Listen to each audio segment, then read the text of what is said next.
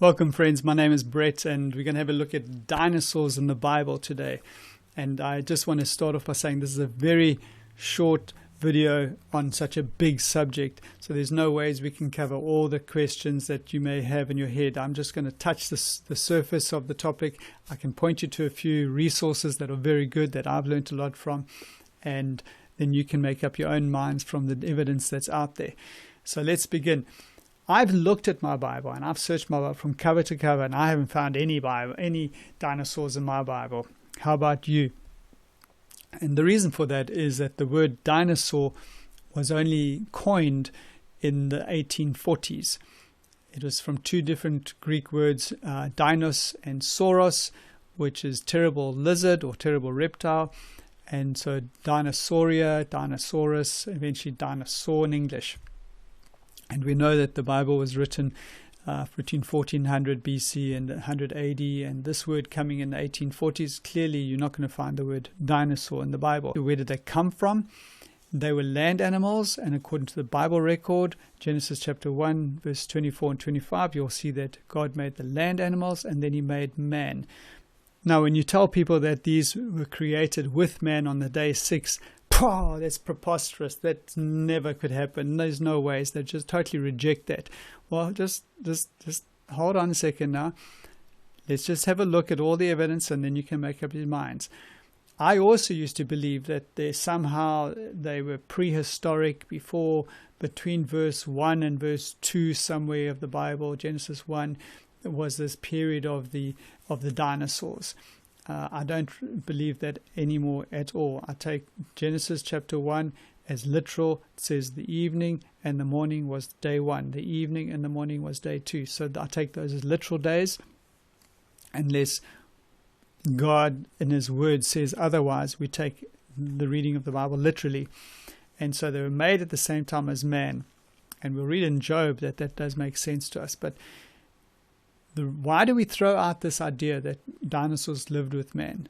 I would say there's two main reasons. The one is that we've been so preconditioned by Jurassic Park movies that these were violent creatures. They were meat-eating, carnivorous, cunning and deceptive and highly intelligent, and they would stalk out man or any other creature and eat them.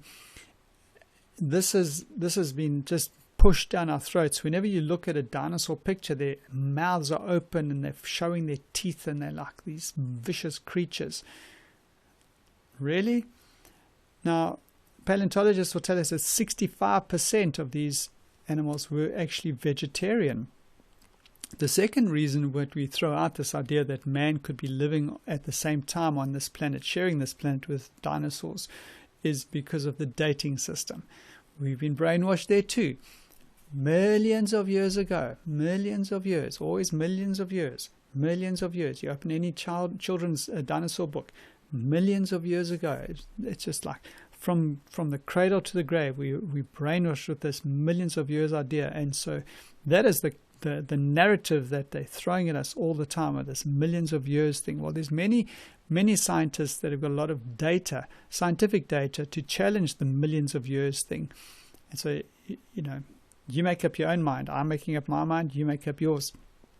Now, if I only showed you this picture here, if I only showed you dogs that were like attacking humans and dogs showing their fangs and how vicious dogs were, you would believe that these are creatures that you really don't want to be around. They're not friendly. They're definitely not friendly to man. And it's a good thing that they're extinct now, okay? Because if we had bones of these things, and this is the only pictures I drew of them, you wouldn't see that they're the friendliest animal on the planet. But if we only had that, we would be preconditioned not to experience a friendly dog, because they would be extinct, right? If that's all we had to go by. So what does the Bible say? The Bible says 3 words it uses for these giant animals: Leviathan, dragon, and behemoth. Now, look at behemoth, which I made along with you. So he was made at the same time as man. He eats grass like an ox. Well, isn't that interesting? See now, his strength is in his hips, and his power is in his stomach muscles. He moves his tail like a cedar, big tree trunk. His sinews of his thighs are tightly knit. Could it be something like that the Bible is describing? His tail is like a cedar. There's many other dinosaurs, of course, that had big, long tails as well. But I chose these because there's many dinosaurs that walk on their hind legs like this. And he says there that his strength is in his hips. So his hind legs must carry the entire weight of his body. So as you were saying, people are believing this idea that we couldn't share the planet with dinosaurs. But I believe we're living in end times, and it's by God's grace that we've now discovered some really, really faith-building information, that we've found soft tissue in dinosaurs. Stretchy, soft tissue. Watch this video. And she kept running out to tell me what had happened. And when I went to look for myself, my first thought was, this is not real. It can't be happening. My second thought was, I am not telling anybody about this under penalty of death, because I knew how controversial it was going to be. But as with all science, one of the hallmarks is repeatability. Now, did you notice how scared the scientists are to come up with something that might challenge the currently held paradigm? They don't want to mix and mess up the status quo. They don't want to challenge the peer, the group. If they have any science that contradicts the consensus among the scientists, they are scared, because they are ruthless in their attack on scientists that come up with any science that contradicts the currently held old age theory and the evolutionary theory. And so you could see that she even said on pain on death she didn't want to come out with the science, but finally she did, because at least she was an honest scientist from that point of view. But it is a big thing in the scientific community. So when evolutionists find data that doesn't fit with the paradigm, they just reject that data and it never gets reported. They do an experiment, well, that doesn't fit, and they just throw it out. And we'll show you the evidence of that now. But is that science? Is that scientific? What they want us to believe is that on the one side you have science and you have facts and you have educated scientists, and on the other side you have the Bible, which is an old book, and it's based on faith and uneducated preachers. This is what they want to tell people in the schools and in the universities. Christians go to universities, they come out, they no longer believe in the Bible, because this is the paradigm, this is the methodology that they use to attack the Christian faith. However, we have scientists on both sides of the argument. This is really important to start off with when we cover this subject, is that we understand there's scientists here and there's scientists there. It's not preachers trying to go against scientists. No, it's scientists against scientists. And there are a lot of holes in the long old age theory and the theory of evolution, which still, they just can't find these missing links, right? The geologic, the fossil record just does not have all the missing links that they need. Two scientists looking at the same specimen come to totally different conclusions. How can that be? It's not about the evidence. It's about the worldview you bring to interpret the evidence. So what the scientific community had to come up with was some kind of theory to explain away that these soft tissue samples were actually young. And so they come up with this theory of the iron theory, that iron actually preserved it. So what they have is they got a major problem on their hands with a so-called 68 million year old fossil, but with tissue inside the fossil which is still soft, indicating a few thousand years old. So this is a problem, right? So finally they say a controversial T-Rex tissue find finally explained. In other words, the soft tissue finally is explained. So let's see how they try and explain it away. And look at the statement here. They make a statement not questioning the age, but the soft tissue calculation. They say, the controversial discovery of 68 million year old soft tissue. No. They want the bone to be that old, which is incompatible with a soft tissue, right? And so now what they're having here is they are saying that the soft tissue therefore is 68 million years old. So they have to try and find an excuse and say why the soft tissue can be this old. So they come up with this here, and they said they used iron-rich ostrich blood. They soaked one group of blood vessels in iron-rich liquid made of red blood cells and another group in water. And the water one turned into disgusting mess, but the blood vessels soaked in red blood cells remained recognizable after sitting at room temperature for 2 years. You see? 2 years. Well, therefore, 2 years, 68 million years, no problem. If it lasts for 2 years at room temperature in a laboratory, it must be preservable in 68 million years. So according to live science, it's now explained. All right. Now, I thought I heard that same lady, Mary Schweitzer, say that the base of science is repeatability. Repeatability. Well, if you can repeat it after 68 million years, then you'd have a fact. Okay, show me that it preserves it for 68 million years, 3, 4, 5 times, then we can believe you. Right now, this is a theory and a theory only. So watch this video where this scientist says the iron theory does not work. They can't wiggle out of this one with the iron theory. So even for 4,000 years, we say, wow, that's still quite a challenge to think they'd absorb radiation and still. So how are you going to explain 65 million years of exposure to this radiation? And Dr. Schweitzer's iron preservation model doesn't account for that. Are we to believe that all dinosaurs from which we are testing this soft tissue today, all these dinosaurs, just before they died, they ran into this swimming pool of ostrich blood so that they can be preserved for us today? Is that what we are supposed to believe? Now, this expelled culture, this cancel culture that exists in the scientific world is a very real one. This guy, Ben Stein, he made a documentary on it. It's called Expelled. I actually own 2 copies of it, and I share it with my friends. Why don't you just go online and get your own copy there? You don't have to buy a new one. Just get one of those for a few dollars there. And you can actually watch this on YouTube as well. It's if you search for it, you'll find it. Expelled. It's a bit funny, but it has a very, very good message, and it's good information. It has a very good interview with Richard Dawkins, and it's very comical actually. When scientists reveal their findings of their data that is more in line with a creationary account or with intelligent design, actually more specific with intelligent design, they get expelled out of the university, they lose their funding, and they get deplatformed and they get chucked out pretty much. So it's really an eye-opening documentary to go and watch. Now what about these here? Human and dinosaur footprints discovered together. Here we have them going in one direction and there the other direction. And this is on Evolution as a Myth. It's not a bad website. Lots of information there for you to go and look around on.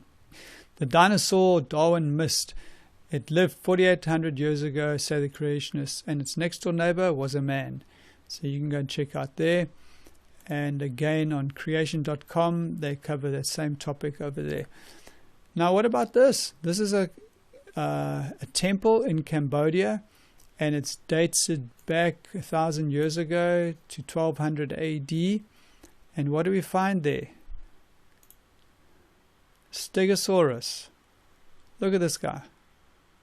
If that's not a Stegosaurus, then I don't know. Where did they get that guy from 1,000 years ago? How did they know what he looked like? What about rock art? Just type rock art dinosaurs into Google and you can go around, check it out, and look at all the pictures that are there. Here, this dinosaur here seems to be surrounded by people with shields and sword and spears. He's totally surrounded there. Looks like, I don't know, a brontosaurus or something. And they're surrounding him. This is maybe how they killed the guy, and this is celebrated here in this rock art.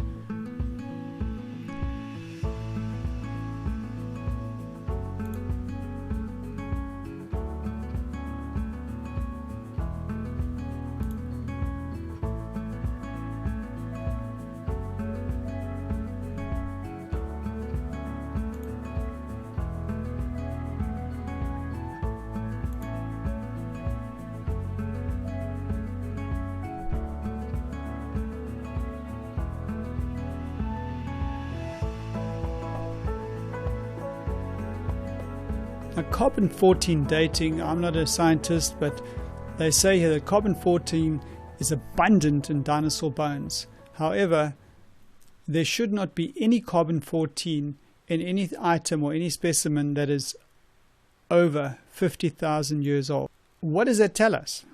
That tells us that these dinosaur bones that have carbon-14 in them are less than 50,000 years old. And look at this here. This is also again on evolutionismmyth.com. It's a really good website to look at. There's Mary Schweitzer there. There's a fossilized bird, and it says it has abundant carbon-14 in this thing here, in this specimen. But have a look at this. This was the 12th Nobel Symposium in New York in 1970. Let's have a read. Evolutionists admit that if the date does not fit the geologic column, they throw it out. If a C14 date supports our theories, we put it in the main text. If it does not entirely contradict, then we put it as a footnote. If it is completely out of date, we just drop it. Carbon-14 dating, radiocarbon variations, and the 12th Nobel Symposium of New York. They admit it. Evolutionists admit that this is what they do. I would encourage you to have a look at these videos here. Bones and Stones, very good video on the fossil record, and this one here by Chad Cruiser, Did Darwin Murder God? Very good series to watch. The Dynamic Diet of Dinosaurs. This is at scienceworld.ca.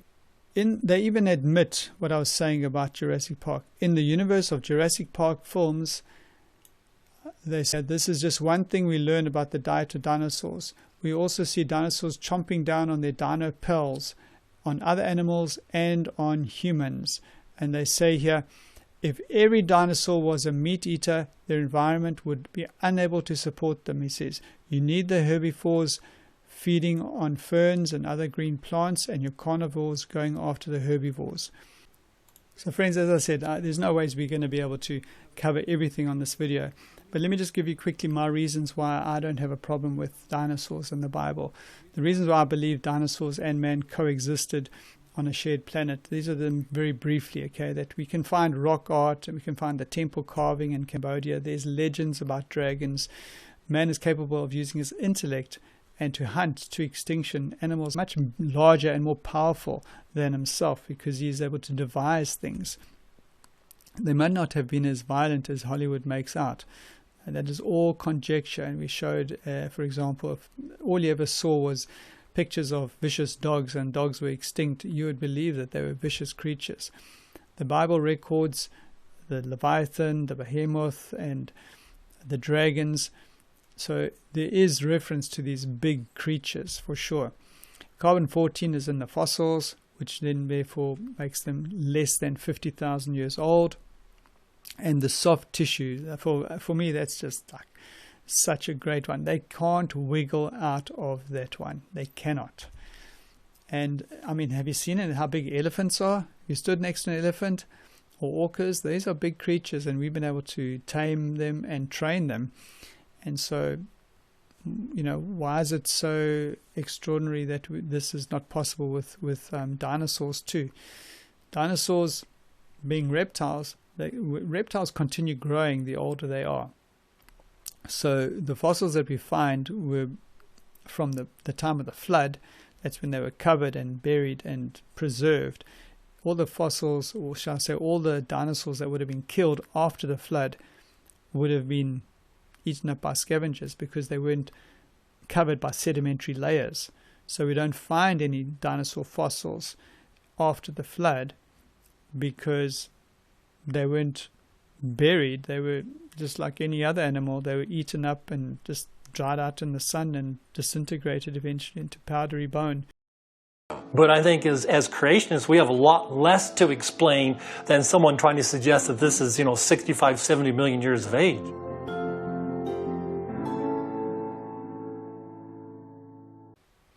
So friends, continue to study this out until your mind is at rest on this subject. Either the Bible is true or it's not true. We can't believe in evolution and the Bible. We can't believe in fossils that are millions and millions and millions of years old and the Bible. We can't do both. And so I've settled this in my own mind. I have no qualm whatsoever that dinosaurs lived at the same time within the last 6,000 years, same time as man lived on this earth. I've got some really good links below that you would learn a lot of things from the actual scientists themselves, and they're much longer videos, and they'll answer a lot more of your questions. In my mind, it's settled. There is no scientific reason that dinosaurs and man could not have lived at the same time on this planet. So I'm at ease with it. It doesn't faze my faith whatsoever. And thank you for watching this video, and I'll see you in the next one.